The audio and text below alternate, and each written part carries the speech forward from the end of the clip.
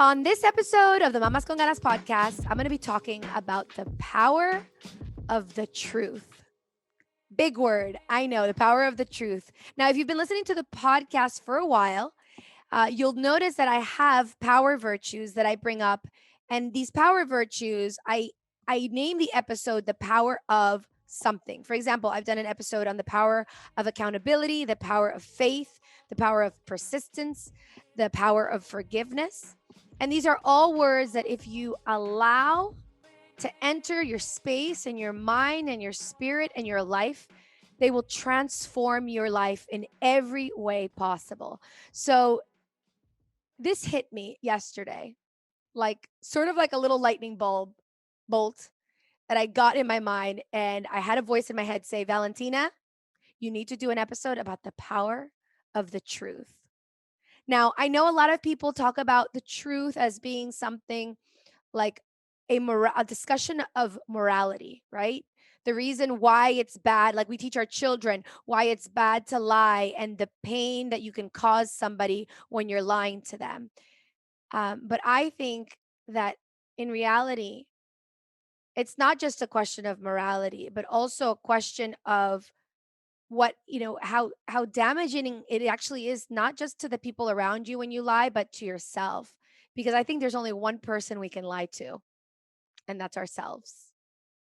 When we're not truthful with others, we're not being truthful with ourselves, we're not being able to be authentic, to live in our authenticity. And I know sometimes confronting the truth can be so bitter and painful, and that's why we avoid it, right? Why do people lie? People lie because a lot of times, or why do we lie as humans? We lie because we're trying to put up a front, because we're trying to showcase our life as perfect, because we're ashamed of our imperfections. It's almost like we've been taught to feel guilty about the fact that we're not perfect. Nobody's perfect. But I say that we're perfectly imperfect. And so we sort of need to, in examining the word truth, it came to mind that the first thing we need to do, obviously, is to be self aware of where we're lying to ourselves. Because I think the first thing is we need to examine when we look at the word truth and we try to bring the truth into our lives, because I'm sure you've heard this beautiful phrase that says, the truth will set you free. And it does. The truth is liberating. The truth will feel light. You won't feel heavy. When people lie or you're living inauthentically, there's an emotional baggage that you're taking with you. It's like you're dragging anxiety and stress, and the stress that in any moment people can find out the true you and who you really are. And a lot of people lie to themselves about the fact that they're lying to themselves. This is the funny thing. I think we've all done that. I've been guilty of it myself. It's like we want to sort of deny the fact that we have these faults, that we're not perfect, that we have um, weaknesses, and that sometimes we fail. Not only we fail ourselves, but we also fail the people that we love. And so we can fall into the trap of wanting to hide that. And that's when the lie comes in.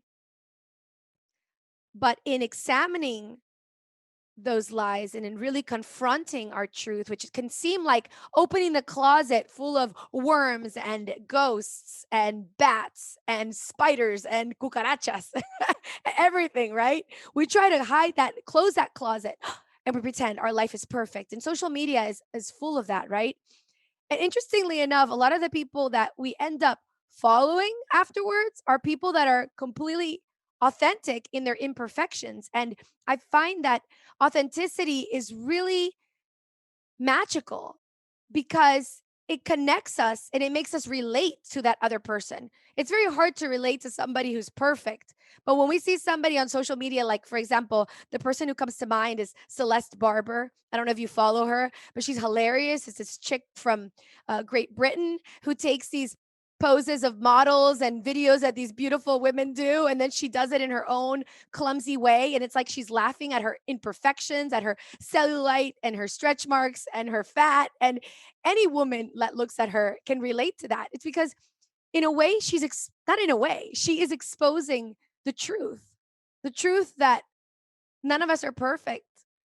And it's so refreshing when we see people in their authenticity, because it's like it allows us to feel that we can also laugh at our imperfections, and that we can also expose our vulnerability and not try so hard to put up that appearance of being perfect. Now, all of this starts with self awareness. We need to be self aware of where our imperfections lie, of where we sometimes fall short, where we disappoint other people, and our weaknesses in general. And I think even that in itself, that work of being self-aware of those things, is it's hard work. And but here at Mamas Con Ganas, mamacita, dude, that's what we do. That's what we're here for. We're here to look at where we can better ourselves. And I the kind of love that I feel that I know I need, and I know sometimes that you're going to need as listeners, is like this tough love where I'm like loving on you because I love you, and you're my mamacita. But sometimes we got to examine like where we are not getting it right, because the only way to grow and the only way to evolve is to examine first where we're at. It all starts with self awareness. So it's that the awareness of where our faults are.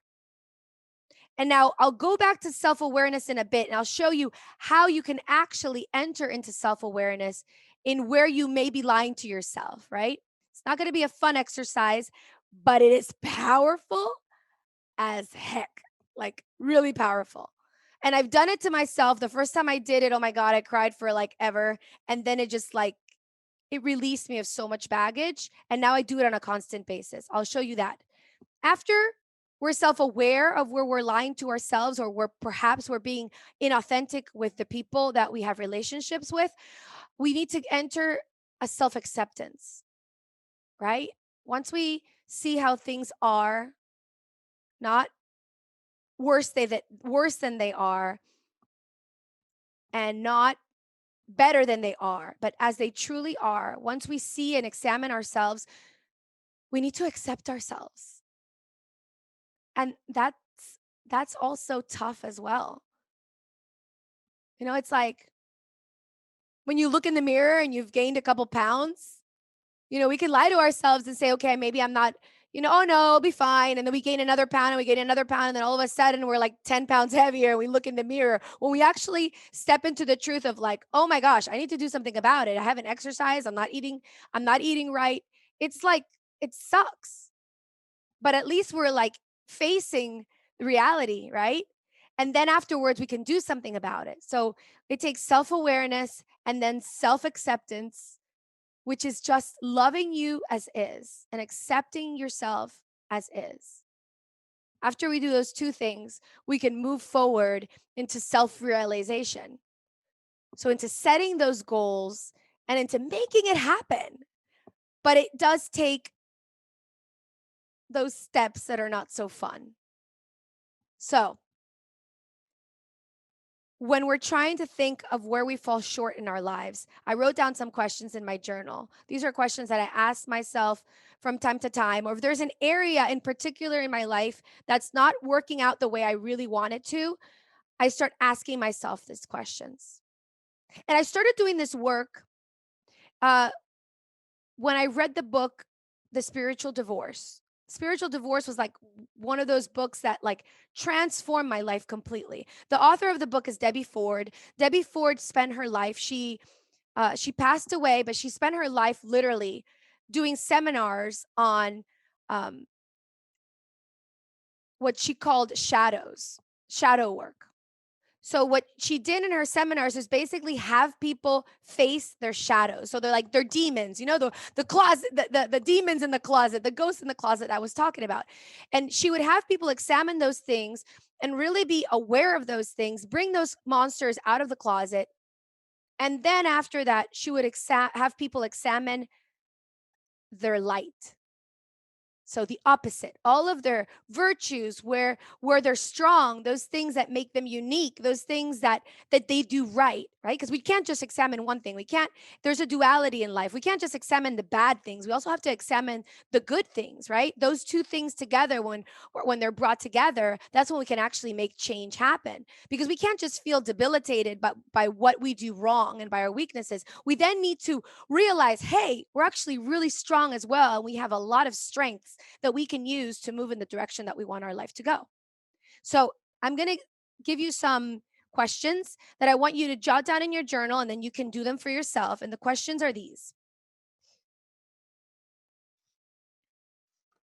Okay, so first, I want you to think of an area in your life where you feel held back. Perhaps it's your finances. Perhaps it's your work. You're unhappy at work. Perhaps you're unhappy in a relationship, or you're not feeling healthy, and the part in your life that you're really not happy with is your fitness. Or perhaps it's your spirituality, your connection to the divine, your connection to God. Or maybe it's your environment at home. Maybe it's the space that you live in that you feel is disorganized. Whatever that thing is in your life that you're discontent with, think about it for a moment. And I want you to think about these questions. What is holding you back from having that area of your life the way you would like it to be? Now, when you answer this, be very careful. Do not fall into the trap of blaming somebody else for what's holding you back.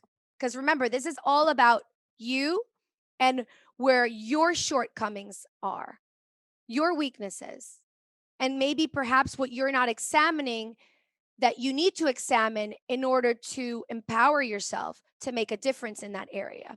So think about what's holding you back in that area and how you might be sabotaging yourself in that area.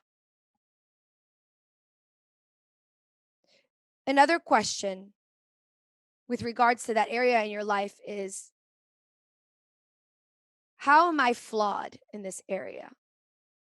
Meaning, what are you not doing that you probably should be doing in order to change that? So it's all about examining yourself. And listen, this is not fun. Nobody likes to look at their faults and their weaknesses. I'm included in that. The first time I did this, I remember I it's interesting because the way the exercise went, and I'll share this with you, because if you're having a difficult time in a particular aspect in your life, and you're telling yourself, but no, but I've done everything possible that I could do in order to make that part better, and it's still not working, and finding yourself frustrated, and perhaps pointing the finger at something else, at another person, at your circumstances, at whatever it is, then the question that I'm going to ask you is this: where are your triggers? Like, what about other people really irritates you? Like, when somebody does, what is it that when somebody does whatever they're doing, something like, what do you find really irritating about people? Like, where are you triggered in life? Is it when people are, I don't know, is it when people are dishonest? Is it when people are lazy? Is it when people are irresponsible? Is it when people think of something that people do that every single time you see somebody do that, you just get so angry and you get triggered, right? That's step number 1. And then ask yourself, what's the characteristic of that person? So let's say, for example, you're the type of person who's driving and you hate it. You absolutely hate it when somebody like cuts you off in traffic. Like, you cannot stand that. It like drives you berserk. And when somebody does that, you start, I don't know, cussing in the car, whatever it is. Okay, let's just say it's that. Now, ask yourself, what's the characteristic of a person that does that? So you could say rude. You could say inconsiderate, right? Those could be 2 things. And then the next part is, the question that's hard. And it's, when are you rude? And in what instances are you inconsiderate? And that will get your juices flowing. And that exercise, when I did the trigger exercise and the things that really irritated me about other people, like I remember one of my triggers was like, I hated it when I saw people being selfish or when people like were lazy. Like it just irritated the heck out of me. And then when I asked myself the question, when am I selfish? When am I lazy? I like broke down into tears because it was like I was as if I was confronting this truth for the first time that was showing me my mirror, and it was painful. I'm not gonna lie, it wasn't fun, but I can say it was so powerful because it showed me the map, the roadmap as to the things that I needed to work on. And then it was no longer this thing that I needed to be ashamed and like pretend to people that I wasn't sometimes lazy, or that I wasn't, or pretend to people that I was like super selfless and always perfect and giving and giving and giving and never being selfish, because the truth is that we all inhibit these qualities, sometimes more than others, right? And those things that irritated me the most were the things that I was trying to hide the most about myself. Because since there were things that I disliked or I hated when people showed those characteristics, of course, I wanted to hide that I was not like that at all. So obviously, the exercise was painful. And if you do this for yourself, you'll discover, wow, some stuff, some monsters in the closet. And after you've had a good cry, about how you did it wrong, about how you failed, about how you made mistakes, about how you did, how that characteristic that for you is shameful, about how you put it in the closet. Once you open up that closet, it's like, okay, now I know who I am, even the darkest, shittiest parts about myself, right? I'm like, okay, this is who I am. Sometimes, not always. Be nice to yourself. Don't be like making it, don't put yourself down too much either, because some people go the other extreme, right? It's about seeing things as they are, not worse than they are and not better than they are. It's just seeing things from a place of neutrality. And then once you see that, you can empower yourself to make a difference, because you'll be like, you know what? It's not right when I do this. And I don't want to feel like this again. I'm going to make more of an effort to be selfless. I'm going to make more of an effort to be industrious and hardworking and responsible, whatever that is for you, right? So those are questions, like I said, and exercises that you can do to see, is there an aspect in an area of my life where I've really been closing my eyes and ignoring the fact that maybe I need to work on something? And I promise you, the truth will set you free. Once you see those things, you will no longer be ashamed of it, because the next thing you have to do is the self acceptance part. And there you have to be kind to yourself. You need to tell yourself it's okay.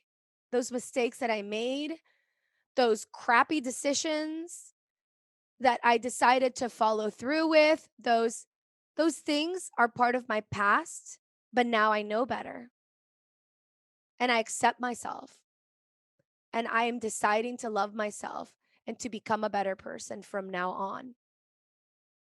And then you have to truly enter, you know, and that I really recommend listening to the power of forgiveness, because in order to be able to get self-acceptance, and when you once you face the truth, you're going to need to forgive yourself perhaps. And the work of forgiving yourself is sometimes really hard. I think it's harder to forgive ourselves than it is other people, because sometimes what we're mad at is the fact that we let ourselves be deceived. Even when people lie to us and cheat on us and do all these things, we might come to the realization that the person we're really upset at is ourselves. upset for having fallen into that trap, or upset for not being smart enough or intelligent enough. And so, yeah, we have to do that self-love work and then like embrace ourselves and all our imperfections and all our flaws. And then the next step finally, of course, is self-realization.